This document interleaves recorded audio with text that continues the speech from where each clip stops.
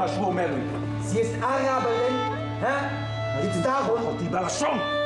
לא העלבתי אותה, אני לא רוצה להעליב אותה, אני משוכנע שהיא בן אדם נהדר ובלי ספק היא נפלאה, כי אתה הרי אוהב אותה. היא לא יהודייה. אל תנשוך אותי בלשון! Das ist lächerlich, das ist ein Klischee. Das gibt's doch gar nicht. Der Diplomat, your thesis. Bonsoir Pascal. Bonsoir Ravi Mohamed. de vous retrouver. Il y a eu hier soir à Paris la remise des prix de l'association des professionnels de la critique, théâtre, musique, danse française et étrangère. Alors que dit au juste cette pièce récompensée de Wajdi Mouhamad? On rappelle un metteur en scène canadien d'origine libanaise. Exactement. Alors Tous des oiseaux dure 4 heures et est joué en arabe, en hébreu, en anglais et en allemand. Déjà, c'est toute une performance. En fait, Wajdi Mouhamad fait une fresque historique et intimiste à travers l'histoire, cette histoire d'amour, cette histoire de famille, et il nous raconte le Moyen-Orient. Alors, vous l'avez dit, ce n'est pas le seul prix qui a été remis hier soir. Il y a également le prix du meilleur spectacle étranger qui revient à Anne-Cécile Van Dalem, qui est une Belge, avec Tristesse, une pièce de théâtre qui nous parle de la montée de l'extrême droite, la prise de pouvoir même de l'extrême droite au Danemark. Et puis, le grand prix du spectacle musical revient à Domino Noir, qui est un opéra coproduit par l'Opéra Royal de Wallonie et l'Opéra Comique, et qui a notamment été mis en scène par Christian Eck, qui est un Belge, comme vous savez, et qui est sociétaire de la comédie française. Alors, Jean-Baptiste Urbain avait été à l'avant-première il y a quelques mois à Liège, et je vous propose de regarder un extrait de son reportage.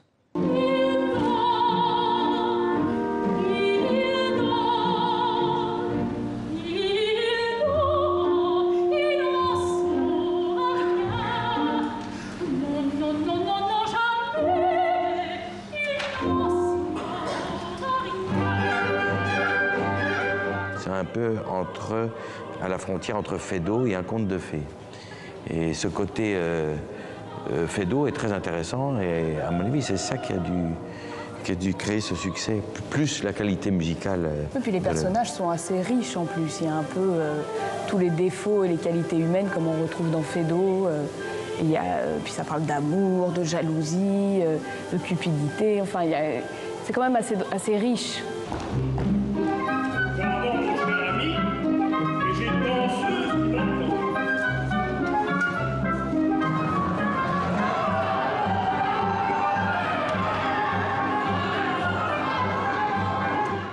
Et on continue Pascal avec le théâtre, un festival qui se tient à la scène internationale de la francophonie à Paris, j'ai nommé le Tarmac. Oui, vous le connaissez bien.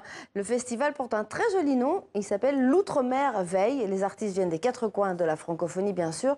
Et notre consoeur Pascal Achard a rencontré Mélissa Lavo, qui est une Canadienne aux origines haïtiennes.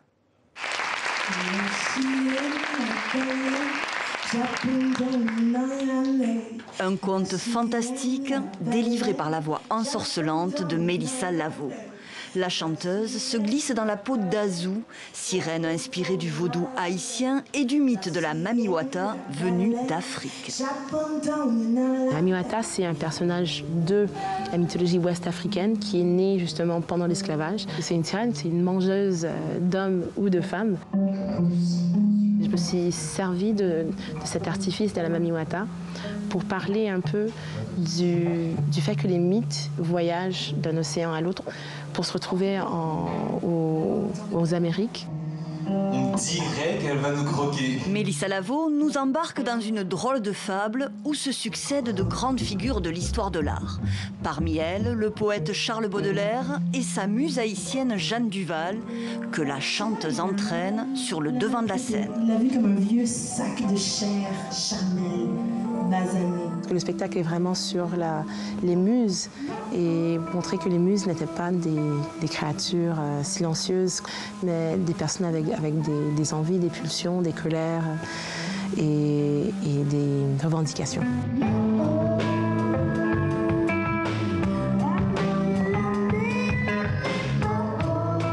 Poème chanté pour revisiter l'histoire et rendre hommage à des personnages restés dans l'ombre, des femmes qui s'émancipent grâce à la spiritualité et à la force que leur procure Azou.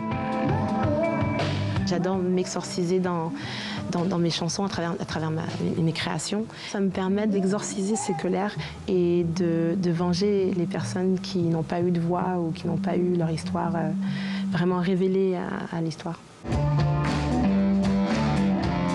La divine Mélissa Lavo se déchaîne et la magie opère. Ce concert est une invitation au voyage.